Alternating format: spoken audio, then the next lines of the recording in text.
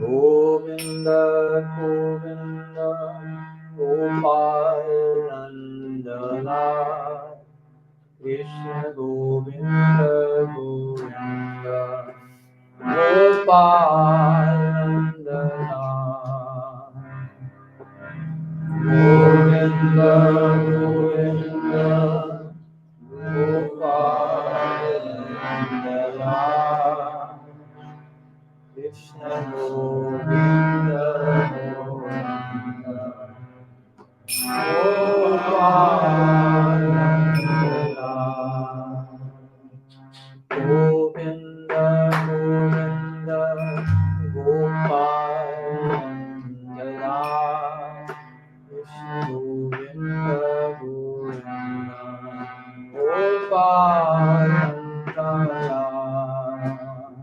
Govinda, Govinda, Gopal Nandana, Govinda, Govinda,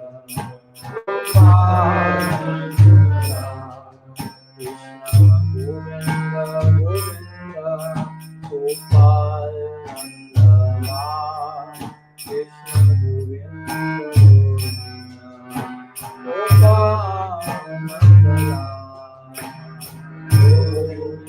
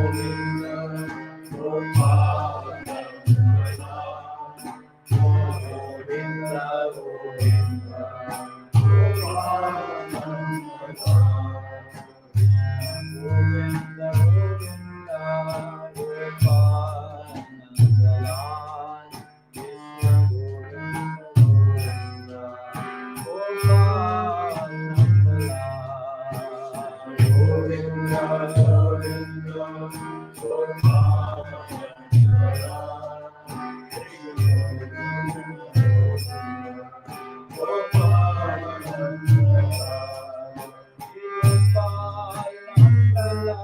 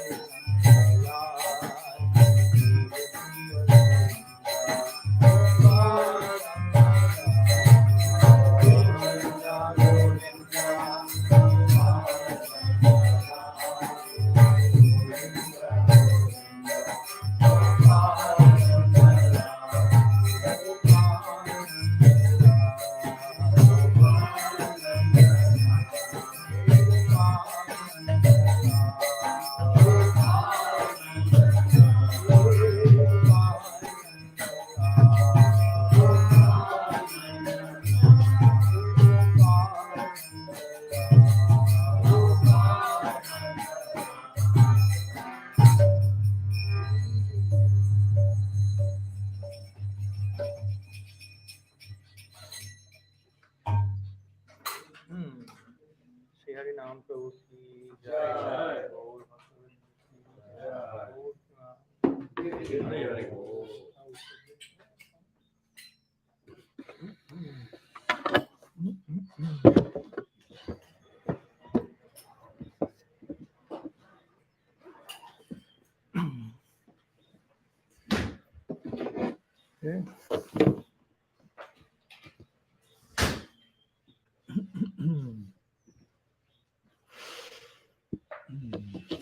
Om Ajnanatimirandasya Jnananjana Shalakya Chakshunmilitam Yena Tasmai Shri Gurave Namah Namashrestam Manumapi Satchiputram Matrasharupam Rupam Tasyagrajamuru Purim Madharim Gosavatim Radha Kundam Girivaram Mahom Radhikamadhavasam Prapto Yasya Pratitha Gripaya Shri Gurum Tannatasmi Vancha kalpatarubhyascha kripa sindhubhyaiva cha patitanam pavanebhyo vaishnavebhyo namo namaha.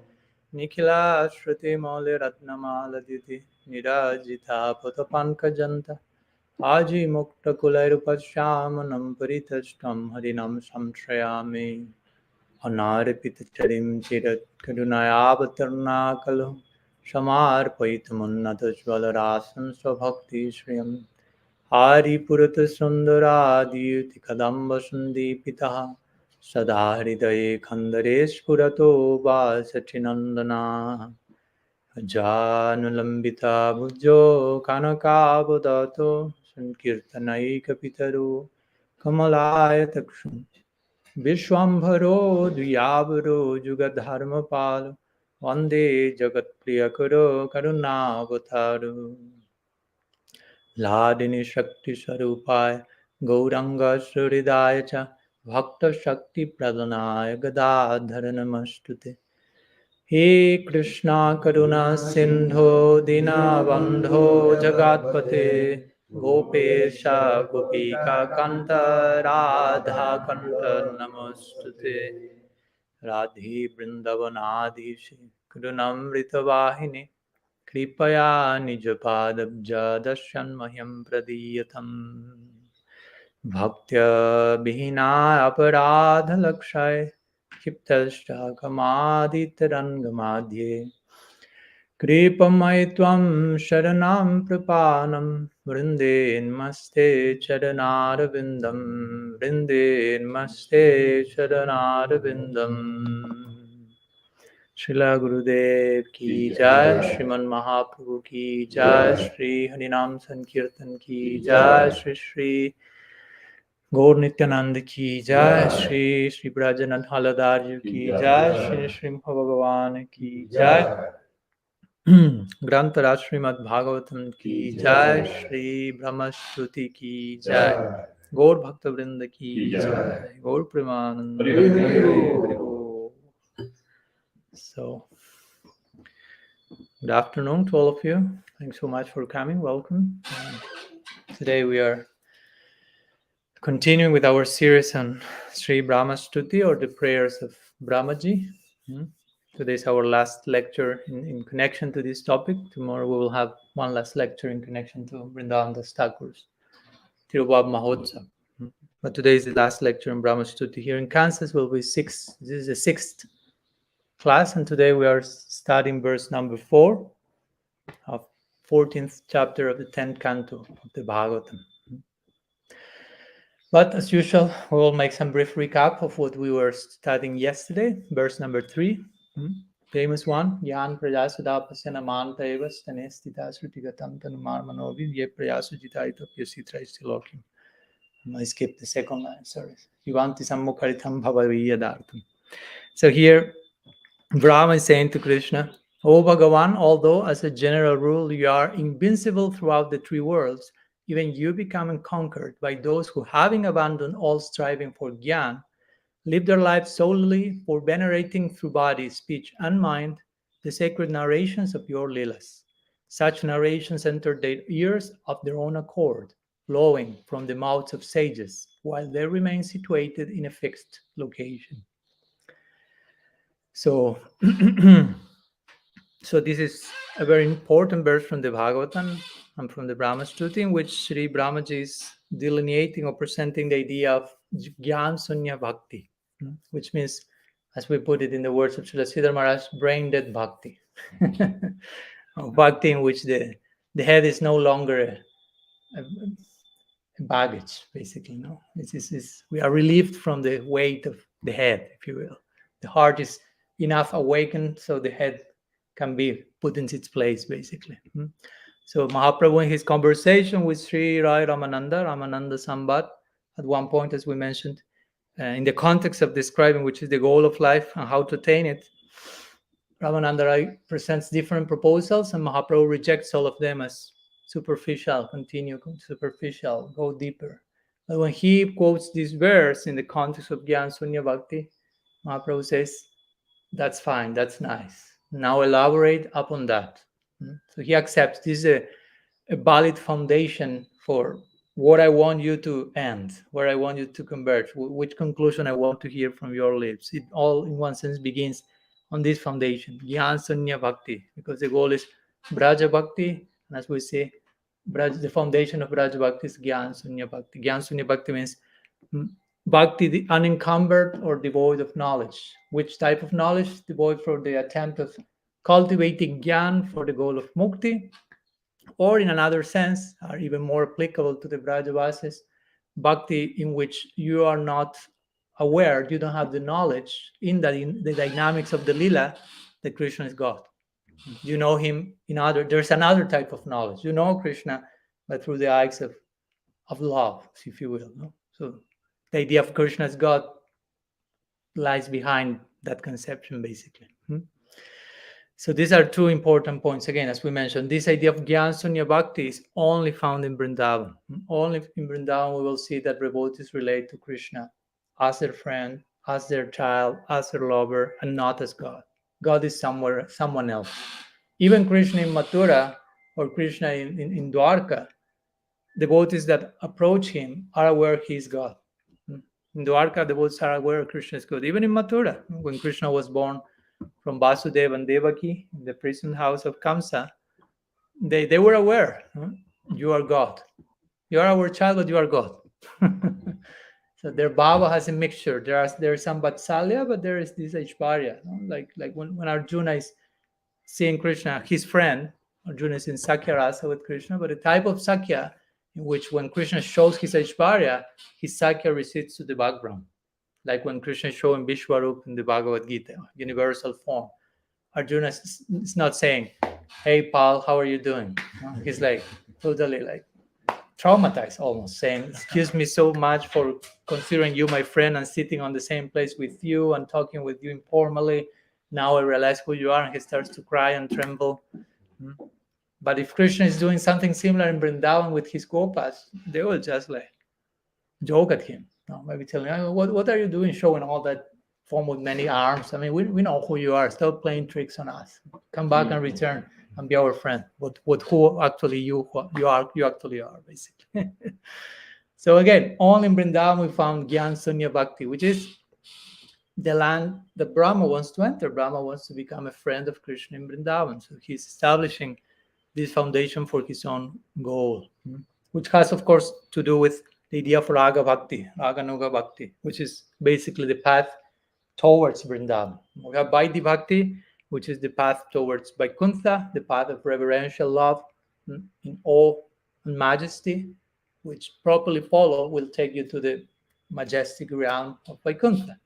But if you want to enter into Vrindavan and to serve on the basis of Jnana Sunya Bhakti, Raganuga Bhakti is the path, basically. Of course, it's another series altogether to enter into details of Vaidhi Bhakti, Raganuga Bhakti. But this is the point here. At the same time, we mentioned how in Vrindavan, although all this Aishwarya and all this Gyan is not overtly present, nonetheless, it's still present in the background. For example, when Krishna is showing to Brahma all these unlimited Vishnus coming from him, that's full Aishwarya and full Gyan.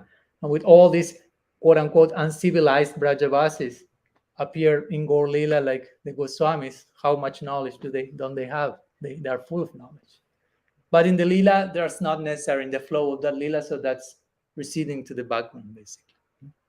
So among many things, this verse also says Sanishtita, an important statement, which means no matter in which situation you are in society, you can serve Krishna, basically. In other words, Bhakti is above Varna Ashram. No matter which birth you have, no matter if you are a Brahmin, or Kshatriya, Brahmachari, an outcast, whatever, Bhakti is so powerful. It's the internal energy of Bhagavan that has descent to the lowest of the lowest and create redemption from there. Or also, Stanishtita, we mentioned, means not desiring to go anywhere else. So that's the situation of Krishna's friends in Vrindavan. They are so satisfied with serving him, they don't care for anything, and they don't even care for mukti. And Krishna shows them, this is your next life. You will be doing exactly the same that what you are doing now. And they start to celebrate. Oh, great. So that shows how Bhakti is a post-liberated status. It's above liberation, basically. The Buddhists do not care for liberation. And it's very user-friendly, as we mentioned. It's very easy in comparison, Bhakti, in comparison to karma, which you have to perform so much penance and tapas in comparison to Gyan, in comparison to karma that you have to follow so many rules, regulations. Bhakti is considerably user-friendly, basically. Just hear Harikatha, just. Of course, you have to do something. No? You have to pay attention. You have to be open, sincere. You have to hear from the proper source. Our acharyas here was saying, even you don't need to go to pilgrimage here and there. If you are in a place where proper Harikatha is being given, that's the place of pilgrimage. Because if you go to a holy place, is to meet holy people and hear holy narrations. If not, you are doing just tourism. But if you can hear holy narration from holy people in Kansas, in Argentina, and whatever, that in itself becomes a holy place, interestingly. Very interesting idea given him. So in this way, Brahma is saying here, try to stop thinking, try to not depend exclusively of your head. And Brahma has 4 heads. He thinks a lot. He's having a big headache here. He said, try to engage in Jnana Prayasa Udapasya, totally rejecting all this unnecessary effort in which you try to understand everything through your head. And instead, Namanta Eva, put your head on the ground and offer pranam. And by doing that, you will receive much more knowledge than trying to capture everything with your intellect. Of course, we have to think. We've mentioned yesterday, this idea of Gyan Sunya Bhakti is not a license to be lazy intellectually. No, I don't want to use we have to use our head and mind, but to the point that it shows us, we reach the limit. This is our limit. When you properly use your head, the head will show you, I can accompany you till this point of the journey. Beyond that, you need revelation. You need the infinite descending.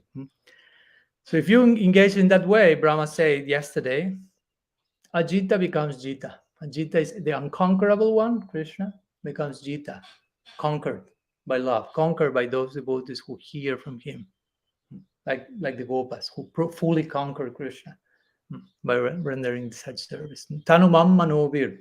They serve Krishna with words, body, and mind. Or Krishna offers his words, body, and mind to him, to them, in service. Each of the meanings is equally applicable, basically. Krishna, that's the God we worship. Bhagavan Krishna, who is a devotee of his devotees, in Vrindavan. In Vrindavan, in the full embrace of the intimacy of his devotees. Krishna in Vrindavan is, how to say, as we said the other day, Narayana in Vaikuntha is God in the office, basically. Krishna in Vrindavan is God at home. No? At home, you are barefoot, you don't wear shoes, you don't have tie and suit and all this formality and bureaucracy. You're just at home. So that's Krishna. There's one joke in this connection. May I share that with you? It's a devotional one, just in case. It's a Siddhantic joke, so you have to follow that. So it's going to this point, God at home. So once there were two friends when they were young, and they were very close friends during their teenagehood, but eventually life took them in different paths. So one became a Gaudiya Vaishnava sadhu, and the other one became the Pope, interestingly. They shared some religious samskars.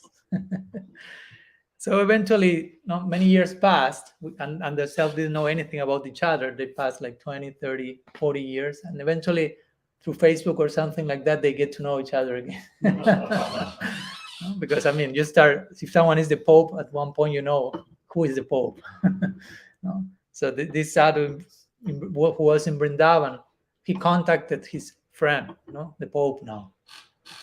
So they start to speak, and the Pope say, I invite you to come to the Vatican so we can share how our life had gone all these decades and share our insights. So, okay. So the sadhu goes from Braj to Italy, to Rome, to the Vatican.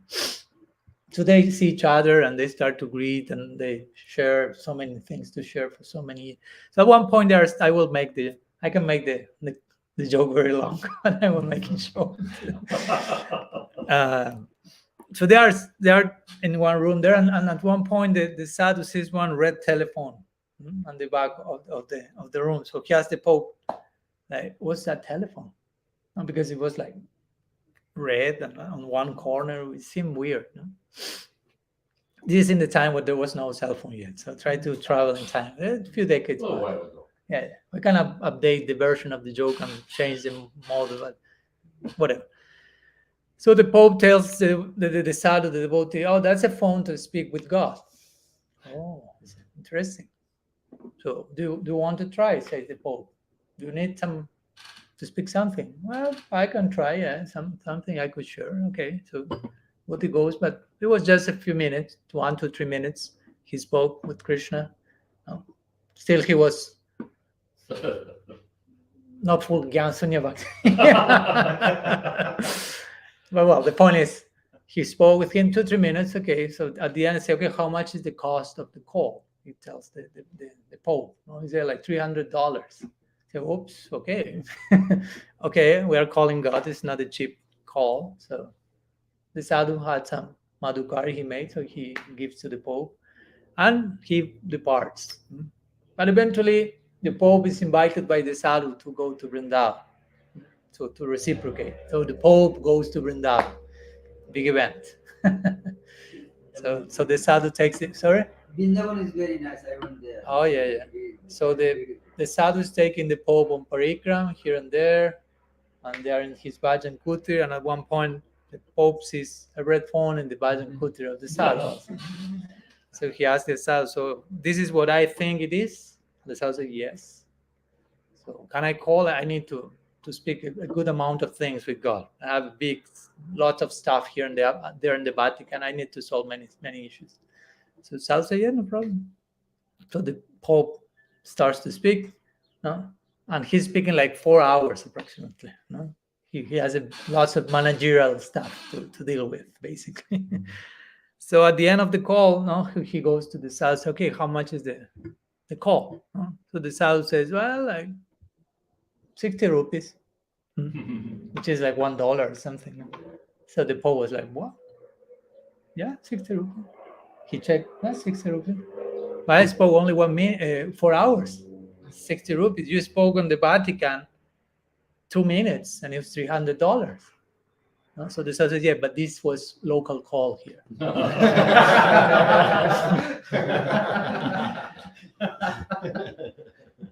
So that's the idea. No?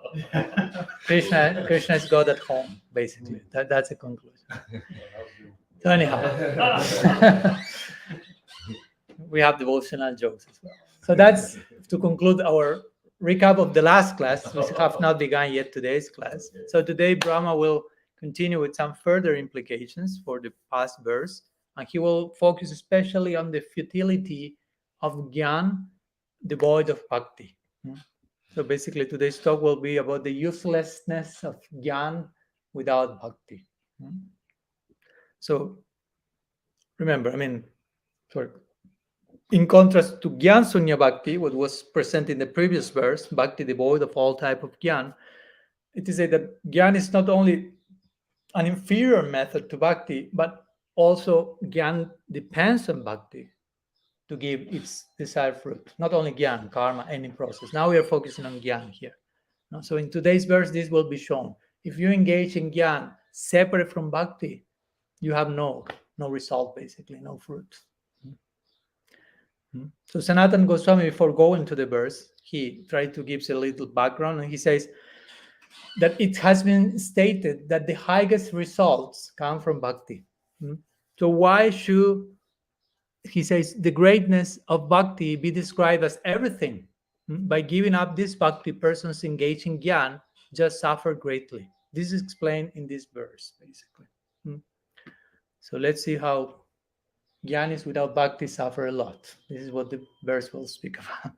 So today's verse is in a different meter, in different chanda. It's called Indra Vamsha. It's not Basanta Tilaga, the first three. So different meters in different verses. It's a similar meter almost, but a little different.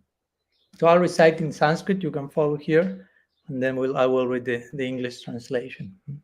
Shreya Shritim Bhakti Mudasya Devi Bhu Kleshanti Ye Kivala Bodhalabdhaye Tesham Aso Kleshala Eva Sishyate nanyat yathastula tu sabagatinam.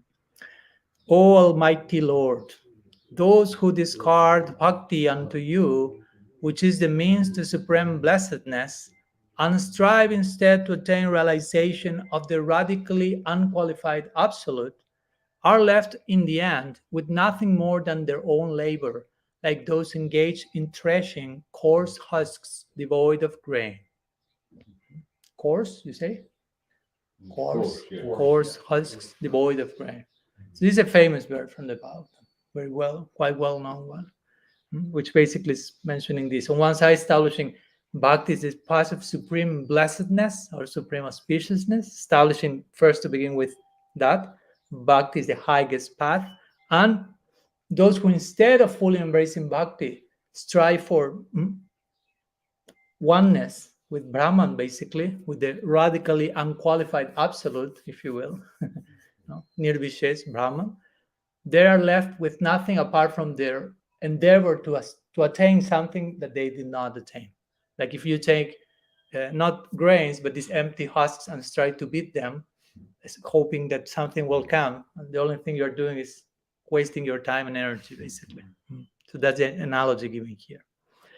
So let's go to the word by word, as usual, to begin with. So I will mention word by word, and you can follow there. No? So the first concept is Shreya Shritim. No? So Shreya Shritim means the path of supreme blessedness or auspiciousness. Shreya refers to real benefit. You have in Sanskrit the idea of Shreya and Preya. So Preya means something that you can attain quickly, but as quickly as you can attain it, the quicker also disappears. No? Some basically immediate sense enjoyment that as comes quickly also disappears quickly. Preya. But Shreya means something that may take a little bit more time in manifesting, but the result will be more enduring at the same time. So Shreya Shritim, the path of supreme auspiciousness or blessedness, referring to Bhakti, of course. The next word is Bhakti. So Bhakti means Shreya Shritim, the path of supreme auspiciousness. Klesha Agni Subhada. No? All auspiciousness come from Bhakti. Udasya. And again, the word Udasya.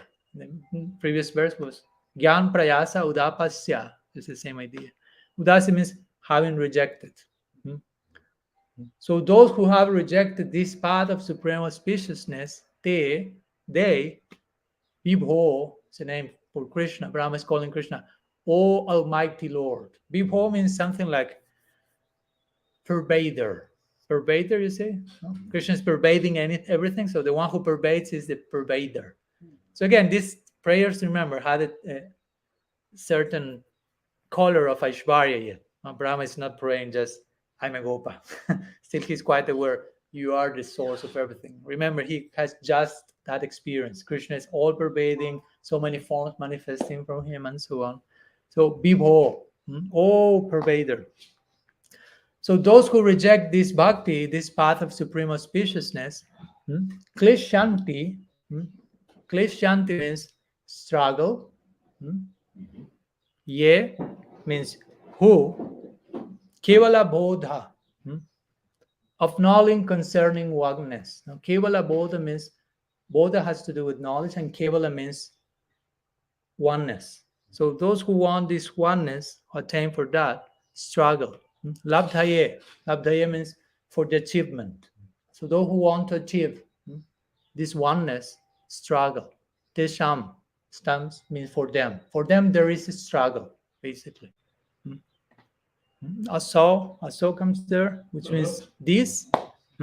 So this understanding, basically this idea of I want to become one instead of accepting bhakti. Klesha laha. Klesha laha is connected to the idea of klesha. You may have heard the word klesha. What does it mean? Klesha. Like trouble. Yeah. Misery. Affliction, trouble, misery. So klesha laha means is a giver of affliction. So this type of idea. I struggle for oneness, rejecting the supreme path of auspiciousness. Eva means merely, and sishyate means remains. Now anyad means nothing other, We'll, of course, elaborate more on these words. And then comes the example to illustrate this. Jata, which means just as. No? Stula tusha, empty husks. Abagatinam, for those who are threshing. Threshing? Treasure, yeah. So this is just like those who are threshing empty husks. But they will receive nanya, nothing. Basically. I mean, they will receive something. They will the hands, as we will say, the hands will be totally destroyed. They will lose time. They will be tired. That's what they receive. Yeah, basically.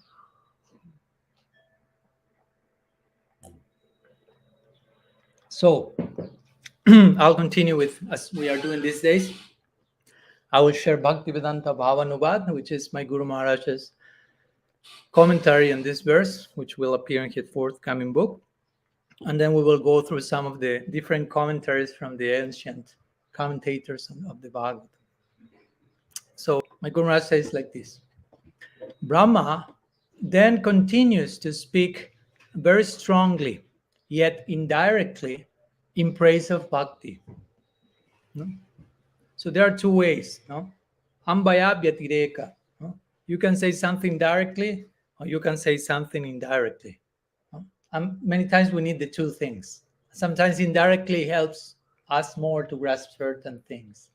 No? Many verses in Shastra, for example, Smartavya Satatam Vishnur Vishmartavya Najatuchit. Always remember God and then never forget God. Which basically means, I mean, first line already includes the second line. If you always remember God, you will never forget him. But just in case, no, never forget him. And sometimes for us will be more like, oh yeah, never forget him. Instead of always remember. Oh, in Krishna, Krishna is asking Krishna, what's the soul like? And Krishna starts to say what the soul is not. Soul cannot be killed, soul cannot be dried, soul cannot be burned, soul is not this, soul is not that. No. Indirectly, what the soul is not. Because, of course, it's difficult to say what's the Atma, because for describing something, you had to compare what you are describing with something else. You follow? So what you can compare the Atma with? The Atma is categorically different to anything in this world. And everything in this world belongs to one category, Maya Tattva, Maya Shakti.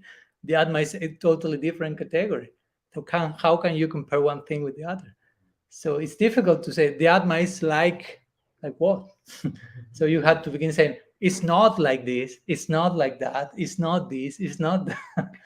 And at the end of the description, Krishna says something directly, if you want to put it like that. And he uses the term Ascharyavat 3 times in the Gita. Ascharyavat, Ascharyavat, Ascharyavat, which means astonishing, formidable. The Atma is astonishing. That's what I can say, basically. He says like this. So the point is, there are direct and indirect ways of speaking. So here, Brahma mostly is speaking indirectly about the glories of Bhakti. Of course, he's saying Bhakti is the path of supreme auspiciousness. That's pretty direct. But everything else he's saying is indirect by speaking how another path like Jnana, without connection with Bhakti, is not giving anything but misery. So it's indirectly saying how important Bhakti is to give results to even other processes. And of course, the further indirect idea is if another path like Jnana depends so much to Bhakti, because without Bhakti it becomes only a headache.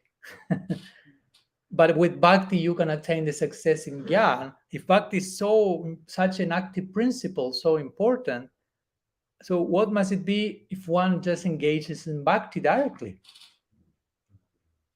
Again, this is not said directly, but indirectly that's suggested, no? Showing without Bhakti, Jnana is a headache. So, okay, with Bhakti, Jnana gives its fruit. So it seems that every process needs Bhakti to give its results. So if you are intelligent, you will ask, and what if I only engage in Bhakti? Again, Brahma is not saying that directly, but indirectly all that is implied there. That's, as we mentioned the other day, it's called Kaimutya Nyaya. This logic of what if. If this is like this, what if?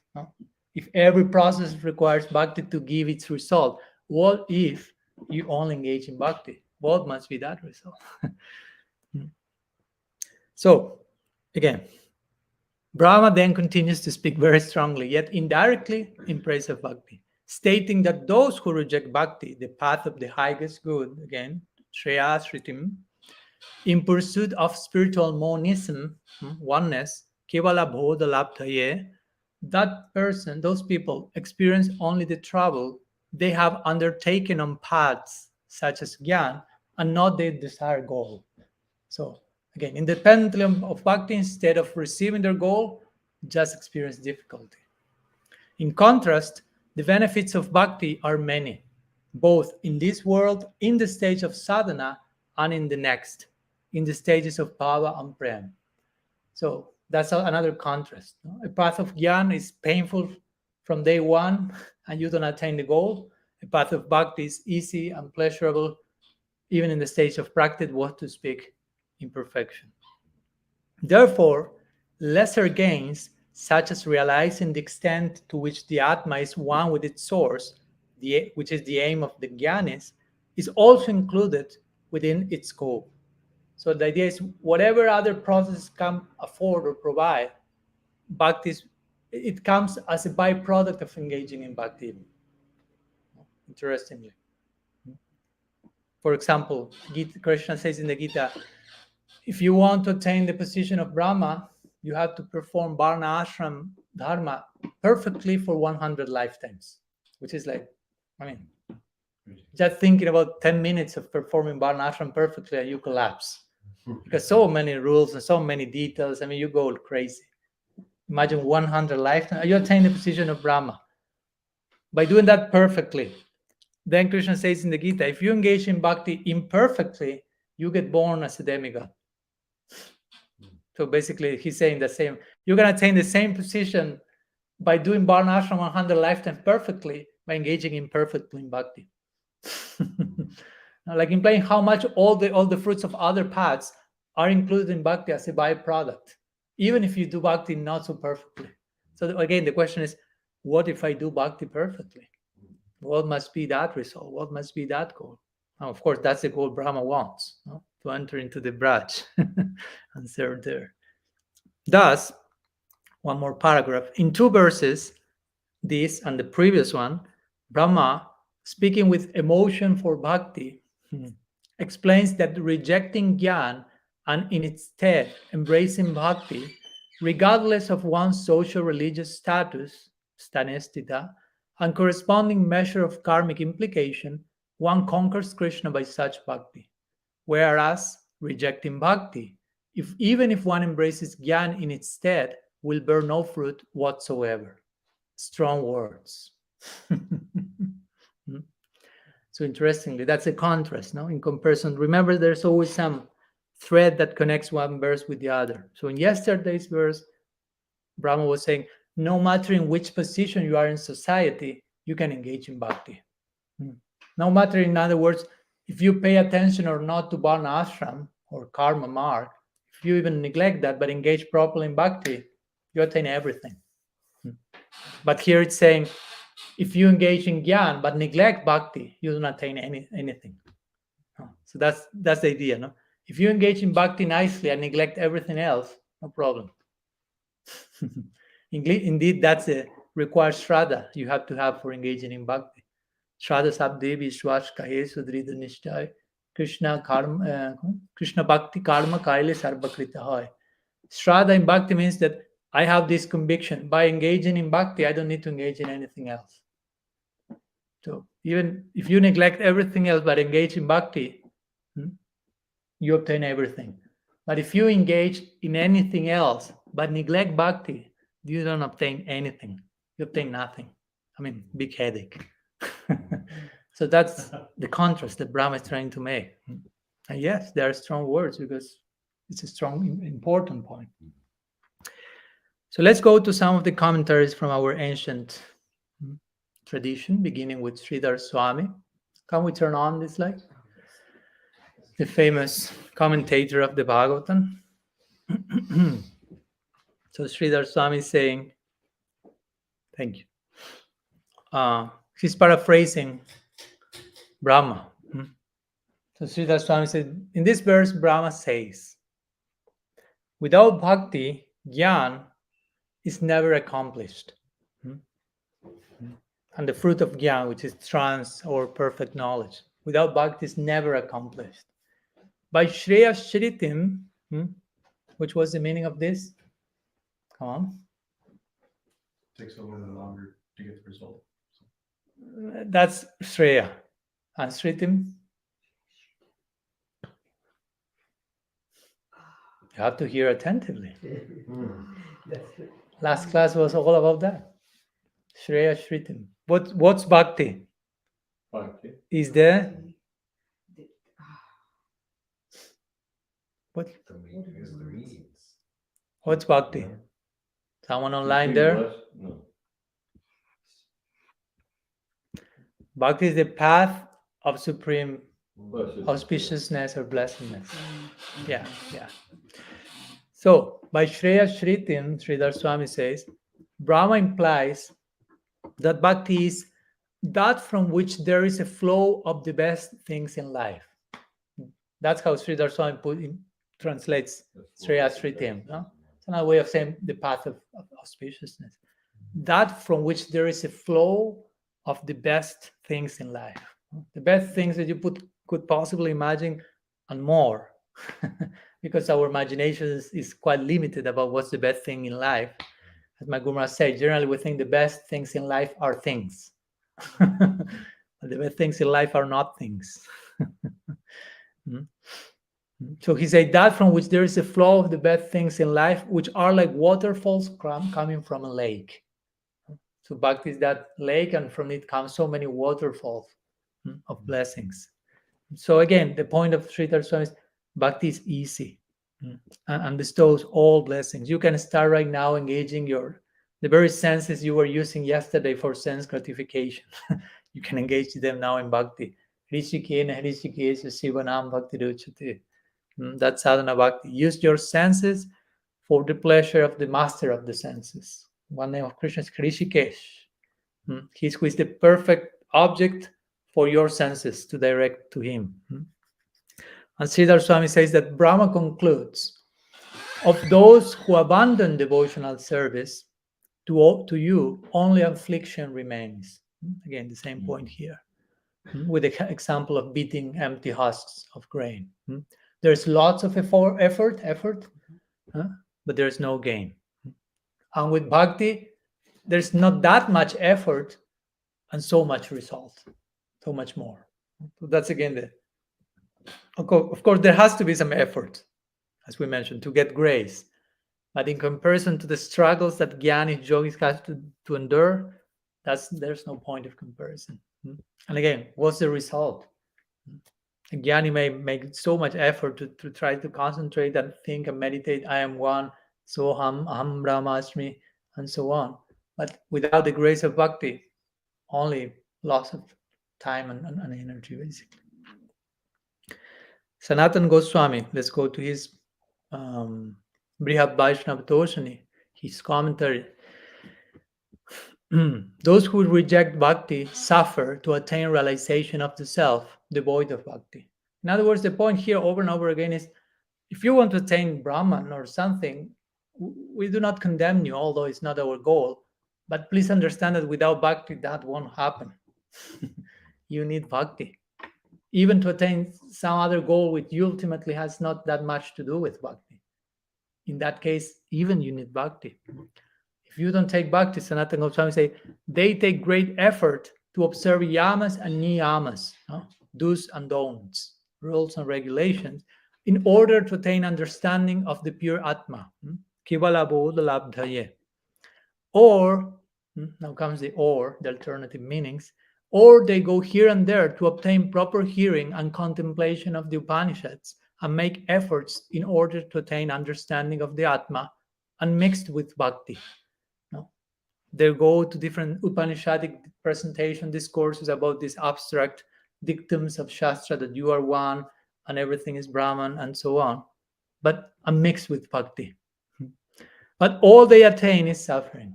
Brahma is saying here. Swarga and purification of the heart are excluded as results here. So they do not attain purification of the heart. They don't even attain heavenly delights, if you will. Sanatana Goswami says, but at this point someone may argue, but by practicing yoga one can obtain wealth and position. And the reply is the word na anyat, which means nothing more, which means other methods gives no result. So no, that won't happen actually. At the end, in the long run, you don't obtain anything. Ballabhacharya says something similar in his commentary. All of them are really strong in this point. You don't obtain anything without bhakti. It seems you may obtain something, that's nothing in the long run. So Ballabhacharya says only their exertion, only their exertion which involves trouble remains.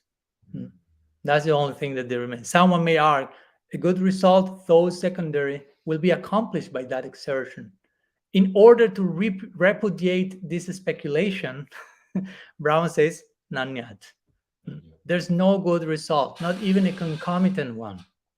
In the words of Viraraghava, which is another commentator, he says, this situation invites trouble.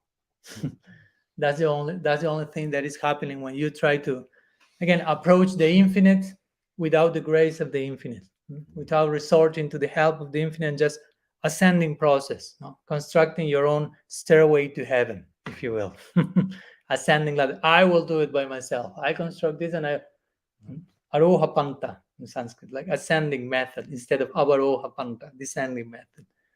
We follow the descending method. We do our effort by hoping for grace to descend. But if you want just depend on your effort or your own capacity, okay, the situation invites trouble. Be ready for trouble, klesha. That's what Krishna says in the Gita. In chapter 12, verse number 5. Do not be distracted, please. Here, I will ask something else and you may be distracted. Sorry. What does the Gita say? I'm very sorry. Say that again, Maharaj. Forgive me. Which verse in the Gita says that the process of Gyan brings misery and affliction? Chapter 12. Chapter 12, Verse 5. Yes. But you have to say the verse. Yeah, that's- We have to begin somewhere. It's okay. He gave us an important clue. Yeah. Klesha dikatarashte sam avyakta shakta chetasam avyakta higatir dukam dehabadbir. I don't know that. No? Okay, it's interesting. Abadbir abapyate. half of it. It's okay. It's okay. More than half the question. Thank you so much. So Krishna is saying there basically that. No, those who strive for whose minds abhyakta ashakta chetasam, whose mind has abhyakta ashakta. Ashakta means attached. There is a sakti, so they are asakta. They have attachment to the abhyakta, to the unmanifest. Those whose minds are attached to the manifest, klesha, nikataras, their path is difficult, full of affliction. So similar version here in the Bhagavatam. So Sanatana Goswami, of course, continues saying, a suitable example is given to illustrate how basically useless is this engagement. He says, fools who beat empty husk become the laughing stock of others. The husk simply becomes finer and gets destroyed. The fool gets sore hands. Oh Lord, everyone should worship you. So one would say, wow, these are strong words. Sanatana Goswami is calling fool these people. I mean, this is maybe too much to call Gyanis fool. It may sound pretty sectarian. But if you analyze the example and how appropriate it is and what are the implications of this situation, I mean, technically speaking, this is a complete waste of time. This is a complete waste of time. There's no purpose at all. So if you call someone fool because of doing something that has no purpose at all, it's not an insult, it's an objective fact. and you are doing maybe saying that with compassion, trying to help that person to change their mind. Sanatana Goswami also refers to the word Vibho, that the word that Brahma is using to address Krishna. Remember? Which meant Unto you. no, No. Vibho. Oh, it's Almighty Lord. Yeah, but also we explain something else. Pervader. Oh, pervaded. Yes, pervaded. Yes. Pervaded. Not in the translation, Maharaj. Sorry? It's not in the translation. Oh, yeah. It's his fault. He drew the verse, so you have to speak with him.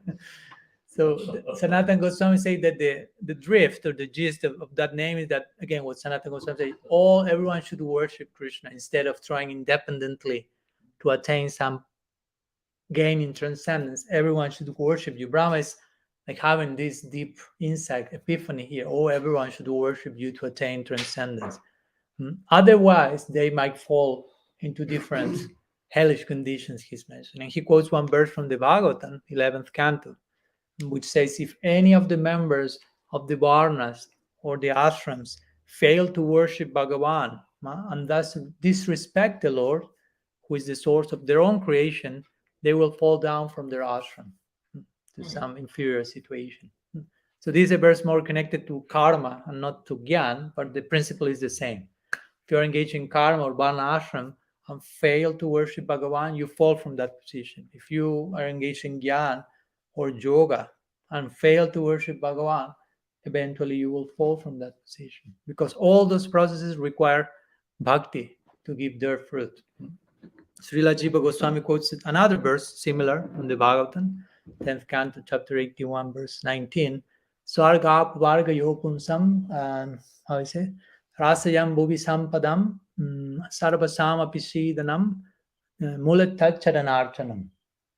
Basically, which says devotion to render service, to render devotional service to your lotus feet is the root cause of all perfection that a person can obtain in heaven, in liberation, in hell, or on earth. So whatever perfection one can attain in any position, in any situation, through any practice, the root cause of that perfection is bhakti. Mulatak charanarchanam. Mula means root. Charanarchanam is worship, archanam of your charan, of your feet. Whether it is swarga, apavarga, swarga means heavenly, apavarga means liberation, and so on.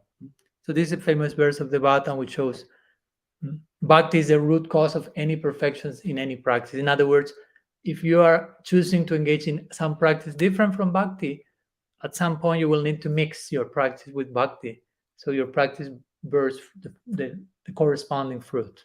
If you fail to do so, that practice you are embracing is not enough to carry you to the desired fruit of that particular practice, or to speak of the highest perfection.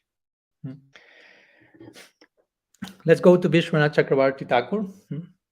Today we will, I think, share a little bit more brief our commentary. Let's see, we never know.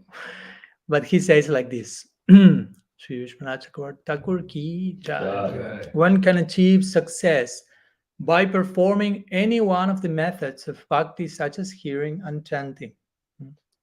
The Nrsimha Purana confirms this. Since one can easily attain the original personality of Godhead by worshipping Him with devotion, using leaves, flowers, fruits, and water, which are always easily available without having to spend money, why should one undergo hardship for impersonal liberation? That's what the Nrsimha Purana says. On one side, you have this very complicated, miserable situation and great effort and no result, striving for impersonal realization. On the other side, you have Krishna saying, Patram pushpam phalantoyam yome bhaktya prayachati tadham bhakti paritam ashnami prayatatmana. Offer me one flower. One, he's using the singular there. He say one flower, one leaf, one water, if you want to put it, one drop. Of course, it seems easy. At the same time, he's using 2 times the word bhakti in the verse, like implying, give me your heart. Externally, you can give me one leaf, but I want your heart. Actually, Krishna is saying, I don't care for the external offering. I care for where your heart is during the offering. And the more your heart is present in the offering, generally, the more the offering simplifies externally, because so much elaborate presentation is being made from your heart. But as long as we don't have our heart fully in the right place, then we should engage our time, money, and everything to make the best possible offering externally to Krishna. So our senses. And once someone asked his guru, Gurudev, are you more interested in my heart or in my pocket? Interesting question to ask your guru. Anyhow.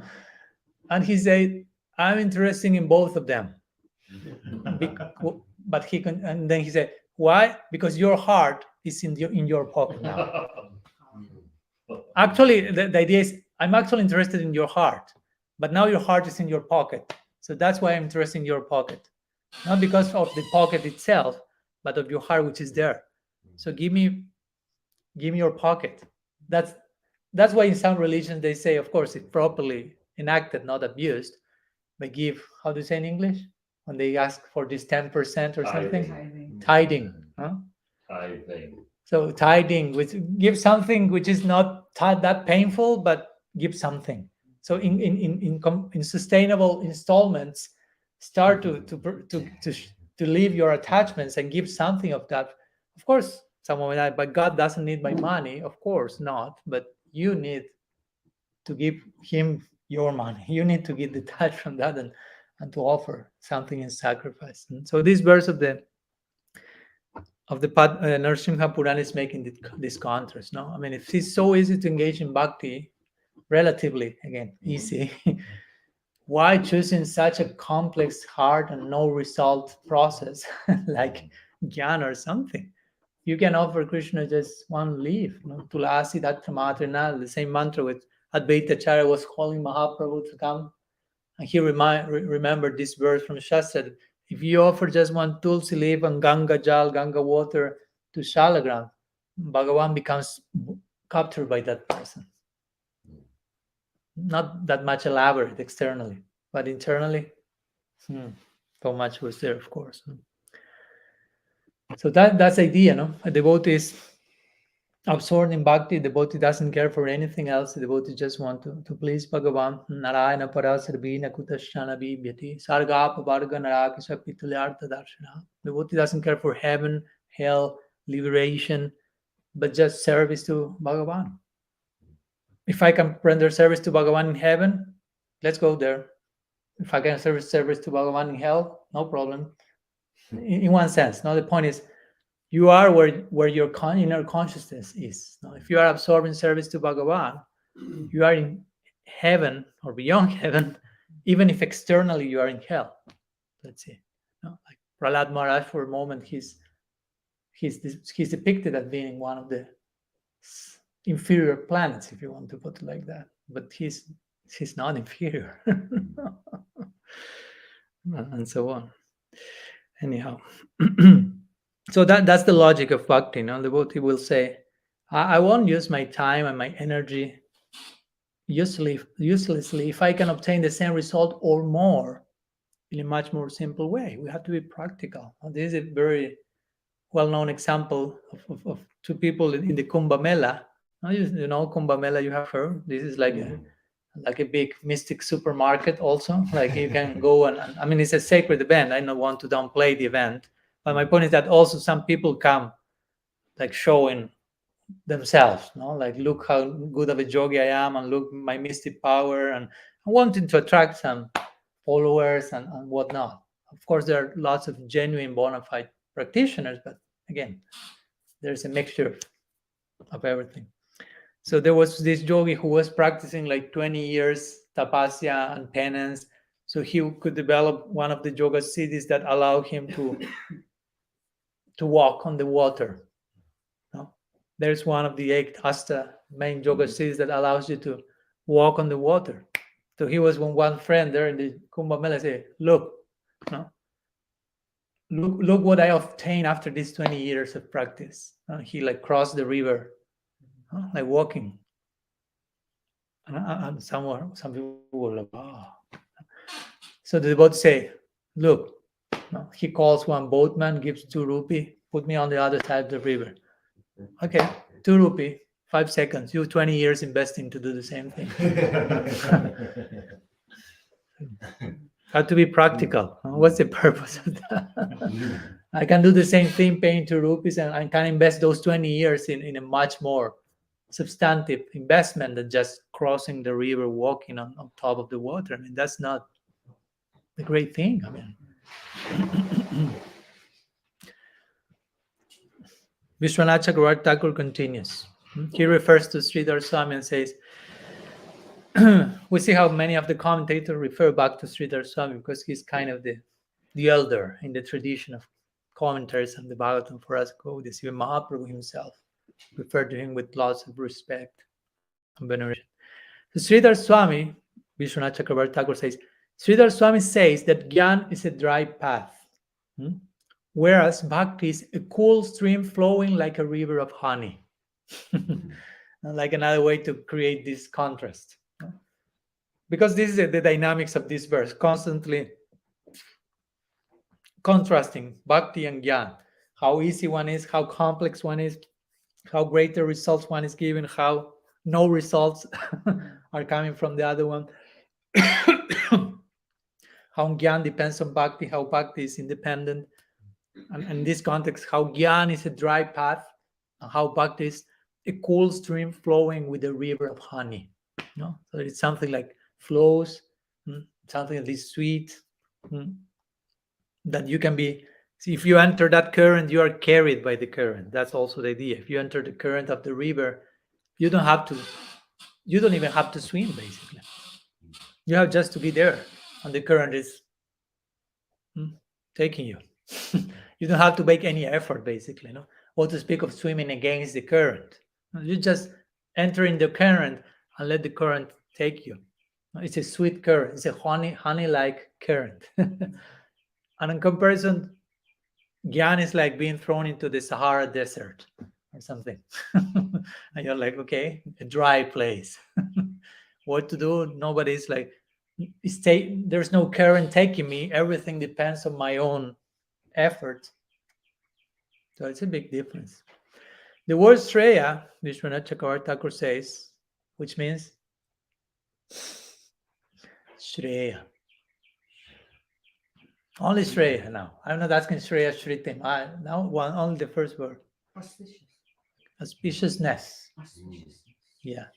Or supreme benefit and so on. So this word Shreya also refers to all the fruits of all other processes, such as karma and jnana, as we mentioned. Bhakti not only is giving the highest benefit, but it also includes as a byproduct all the other results of other processes, if someone may be interested in those things. Again, a devotee is not interested in that. It's not interested in bhukti, in mukti, in siddhi. It's only interested in bhakti, because the devotee understands, the more I'm interested in all these other things, I maintain a separate sense of self, a separate sense of doership, and I cannot attain real peace. Real peace comes when you are aligned with the center, with your source. Krishna, Bhukti Mukti, what is the verse? Sakalya Santa. No, Krishna Bhakti, no, how is it? Atayeva Santa. Mukti Mukti Siddhikami Sakalya Santa. Krishna Bhakta Nishkam Atayeva Santa. Bhukti Mukti Siddhikami Sakalya Santa. We are getting old. How to remember. No. I entered. That verse will come much more quicker before. So Chaitanya Charitamrita is saying, Krishna Bhakta Nishkam Atayeva Santa. So a devotee of Krishna is Nishkam, is free from desires, free from selfishness, and therefore Atayeva Shanta. He can be Shanta. Shanta means he has Shanti. He's peaceful. Because he has not separate desire. He's aligned with the center. His desires are Krishna's desires and vice versa. So there is peace. Whereas on the contrary, bhukti, mukti, siddhi, kami, sakali, ashanta. Those who desire bhukti, sense enjoyment, mukti, liberation, siddhi, yogic perfection, kami, they are full of desires. I want this, I want that, I want that, I want that. I have a long list of I wants. Sakali, ashanta. Therefore, they cannot sleep at peace at night. They are not at peace. They are ashanta still. So that's an important point. No? Our lack of peace is because basically. We still have separate interests. Now, what is forcing us to have the same interest as Krishna? Well, we have to know separate interests because it means mental agitation, because we are, again, swimming against the current, basically. So bhakti is being carried by the current, not swimming against the current. So there is peace there. The path of bhakti gives all these fruits, and is thus called the Shreya Shritim, or the path of supreme benefit. The jnanis who reject the path of auspiciousness get only suffering. The gist is, rejecting a small quantity of rice, the example at the end of the verse, with great effort a person might gather a great mountain of rice husks and try to thresh rice from it. The result of the effort is pain in the hands and no rice. Try to make the math there. How much is worthy to do that? Again, klesha dikaratashtisam. You obtain misery, you obtain suffering.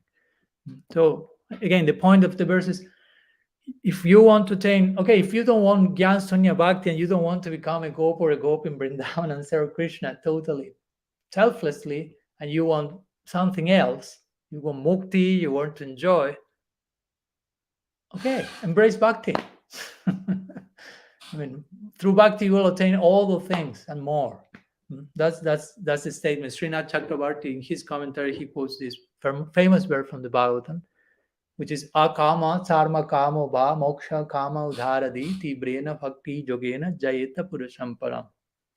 So that's an interesting verse. He says akama, which means without desire. If you are without desires, akama sarva kama, if you have all the desires of the world, there's people who have that capacity. It's never enough, but there's people who a long list. So whether you have no desires at all, whether you have all the desires, or whether you have some desires, moksha kama, for example, desire for moksha, which actually has to be pretty intense, as my Guru Maharaj explains, because if you want moksha, that means moksha means to go beyond this world, to go beyond the desires of this world. So to go beyond, the desires of this world are pretty strong. But if you want to desire something that goes beyond the desires of this world, that desire has to be even stronger. So a desire for moksha is, in one sense, a more strong desire than a desire for sense enjoyment. You follow my point? Mm-hmm. And therefore, it's more difficult to give up. That's why many times in Shastra it is cautioned, be careful with desire for mukti, because that may be more difficult to transcend that situation and be inclined towards bhakti than if you are only desiring sense enjoyment in this world. That's comparatively not so strong.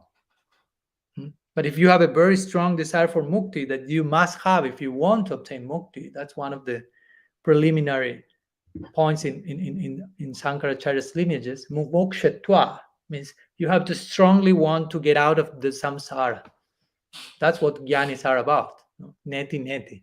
This is Maya. All this world is unreal. Only Brahman is real.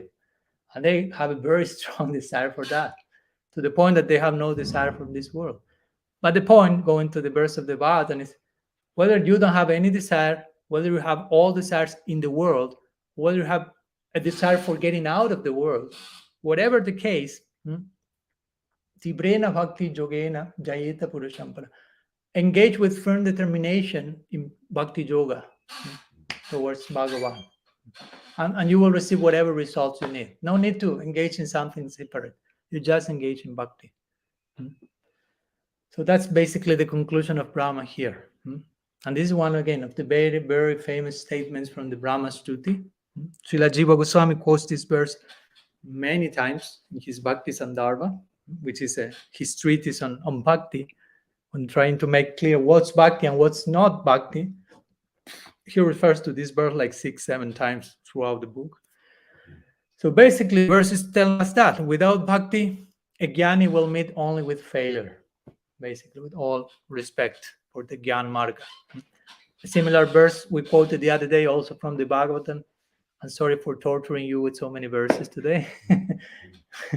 Yeniera vindaksha vimukta maninasta yasta bhavada vishuddha budaya aruhya krichena parampadam tata patyantya donadrita yashmadamvaya which basically refers to a very advanced jnani who attained Jivan Mukti, who is still on this body and just needs his prarabdha karma to expire. This body he needs to leave this body, he or she, and wherever he or she leaves the body, he Brahma Sayuja enters Brahman. But the point is, if he offends bhakti, he rejects bhakti, like this verse is mentioning, they fall from that situation, which is pretty advanced, but they fall. Vimukta maninas, when they think they are liberated, but they are not. And by offending bhakti, they fall. So the point is, if someone wants to attain Brahman, if someone wants to attain oneness with the Absolute, this type of impersonal liberation, which is not our goal, basically, it's not something we long for, but it's possible. It's one of the 5 muktis. You can do that, but you have to be very careful not to offend bhakti in the attempt of attaining that. Sometimes this is mentioned with 2 different words, which are Brahma body and Maya body. So Maya body is the person who says only Brahman is real. Only Brahman is real. Everything is illusion. Even the form of Krishna is illusion. The jiva is an illusion. The world is an illusion. Bhakti is an illusion. Everything illusion except Brahman. So those persons are offending bhakti by thinking like that, and therefore they fall and they do not attain that goal. But the Brahma body will be someone who says, I accept Bhagavan, I accept bhakti, the world is one of the Shaktis of Bhagavan, but I'm attracted to Brahman. I want to attain that impersonal liberation. And I will mix my gyan with some bhakti so I can attain that the ultimate goal. And those who do that, respecting bhakti, they attain Brahma Sayuja. Again, it's not our goal, but there's a way to do that, but offering proper regards to bhakti. Again, here this verse is speaking about those who reject bhakti altogether, and they obtain nothing, basically. Sword hands and so on, basically. So again, but the conclusion again is, if gyan depends so much on bhakti to give its ultimate fruit, or if karma depends so much on bhakti to give its ultimate fruit, again, the kaimutya nyaya, the what if logic is, what if you engage in bhakti directly? Again, this verse tried to maintain that in the bigger picture.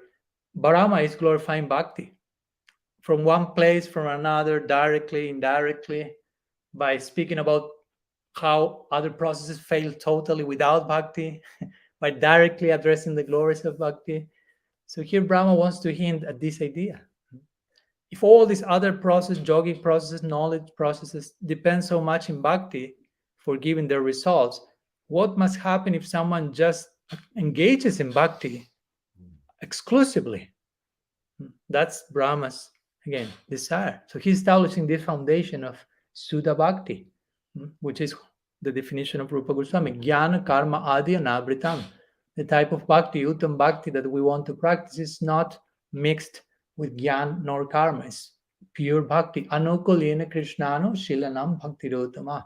We are engaging in acts favorable for Krishna's pleasure, and we engage in them with the intention of giving pleasure to Krishna. We are not doing only accidentally something that Krishna likes, but we are doing that with intention that Krishna may like that. You follow? There's a difference. No?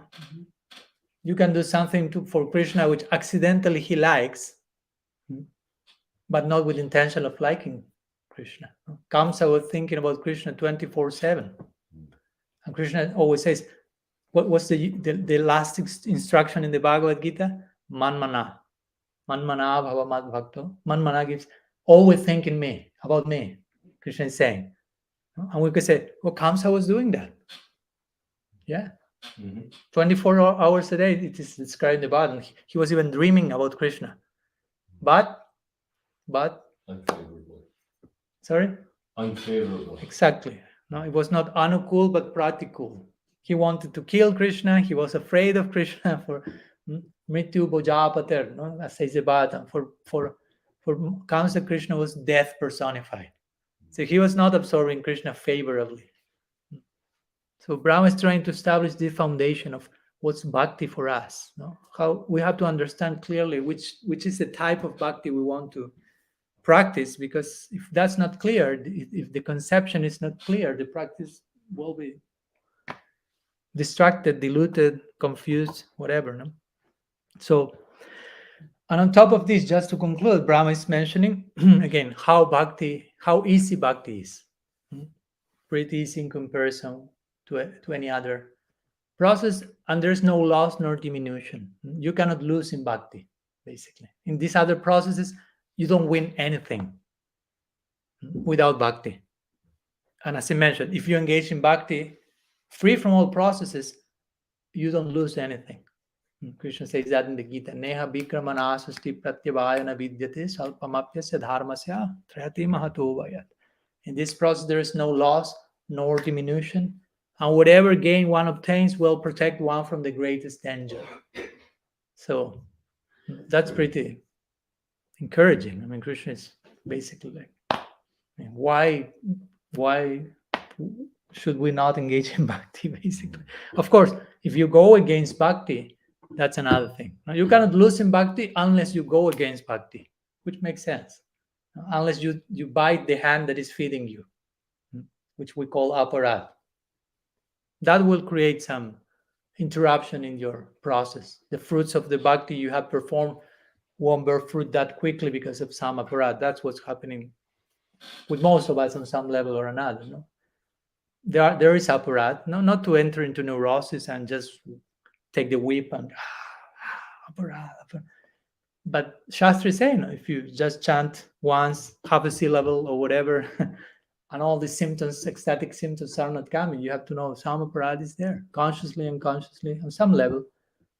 That is delaying the result of your bhakti. That will come in time, but it may make that a little bit longer. So we have to be careful about aparatic and not in neurosis mode, but just be aware of that.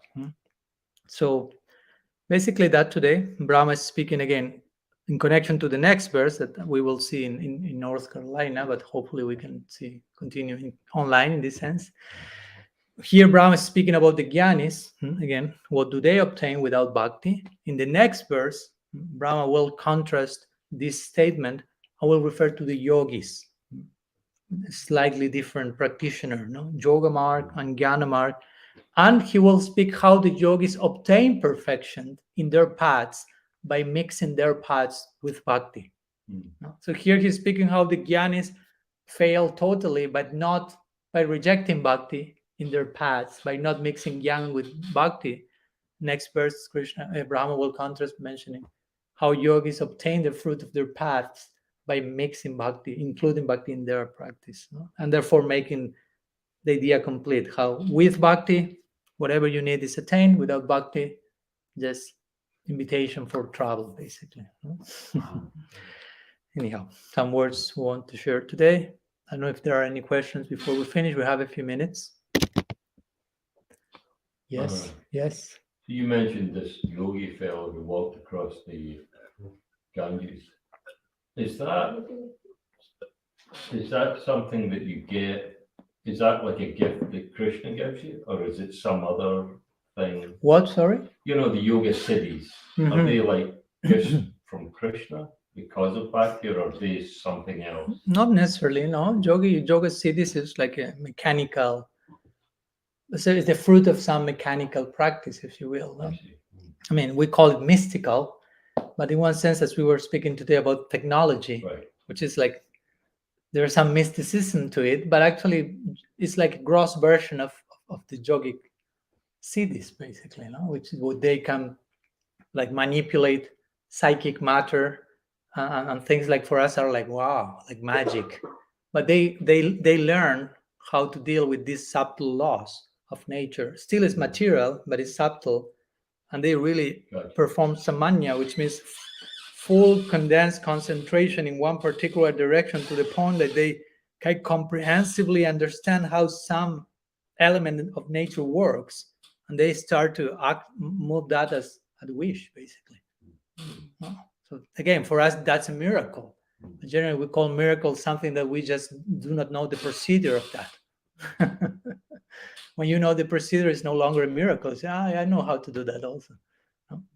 So yeah, yogic mysticism, technically speaking, is not necessarily even spiritual.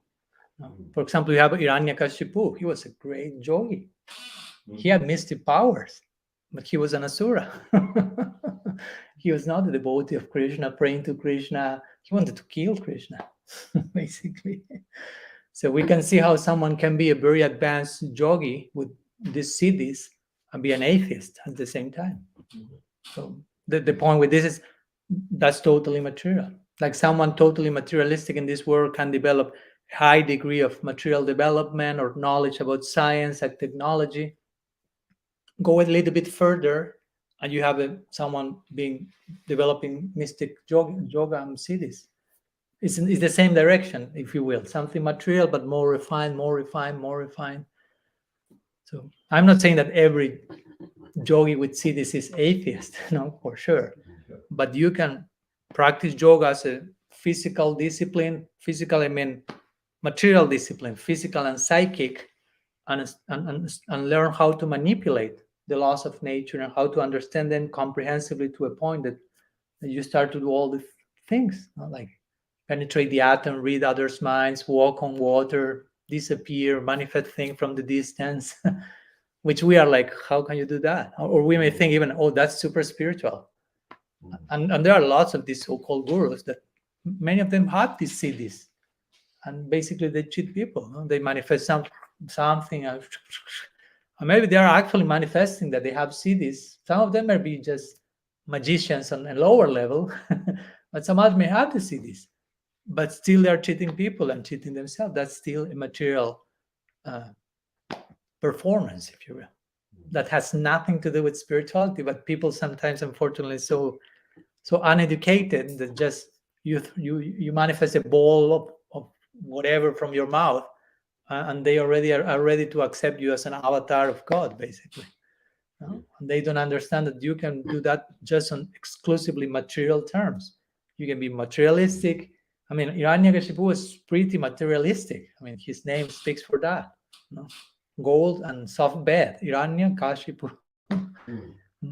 So these atheist yogis, they perform sometimes extreme pasya to enjoy on the unlimited very high level. So that's also the situation. You see them doing lots of penance, but the fruit they want to obtain by that penance is complete enjoyment. That was what Hiranyakashipu wanted also. He didn't want to perform tapasya for the sake of tapasya. He just wanted to invoke Brahma, the deity of his tapasya, and to ask, I want this, I want that, give me this, give me that. And he showed how materialistic he was. No, I mean, externally it seemed, oh, he's like this for how long time, and wow, and half of his body is eaten by ants, and it's super, whatever you can think. But when Brahma came, what do you need? And Hiranyakashipu pulled a long list. Okay, I want this. That's his mysticism there. No? So yeah, we should be careful of not being cheated. I really comprehend what's actually spiritual. Because as we say yesterday, very easy to misunderstand a devotee. A devotee can seem a materialistic person, and an atheistic can seem a mystical transcendentalist. And actually, that a so-called mystic transcendentalist is a follower of Hiranyakashipu, if you will. And a devotee may be engaged with the world for the sake of service, and is a higher transcendentalist than that who lives in the cave, who knows, standing on one leg or whatever.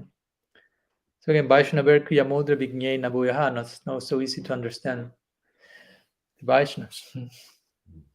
Like when Prabhupada Bhaktisiddhanta Saraswati Thakur, he was in India, and generally at that time the idea is he is a sannyasi. A sannyasi has to go barefoot, walking to wherever he goes. He cannot use a car. At that time cars were coming, and all those things coming from the modern world, the sannyasi shouldn't touch even the shadow of those things. And Prabhupada Bhaktisiddhanta was riding cars, and they were asking like, but why you are riding cars?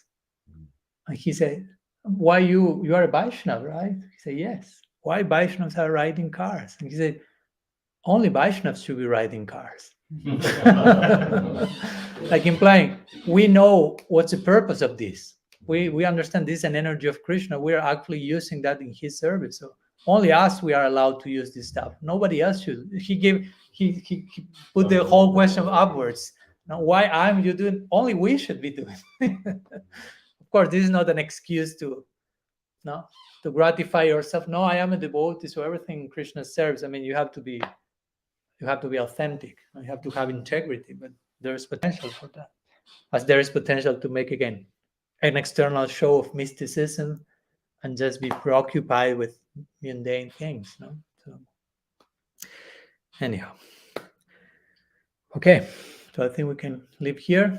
Srila Gurudev ki jai, Shriman Mahaprabhu ki jai, Shri Harinam Sankirtan ki jai, Shri Gaur Nityananda ki jai, Shri Brajanath Haladar ki jai, Shri Simha Bhagavan ki jai, Grantara Srimad Bhagavatam ki jai, Shri Brahma-stuti ki jai, Gaur Bhakta Vrinda ki jai, Gaur Preman.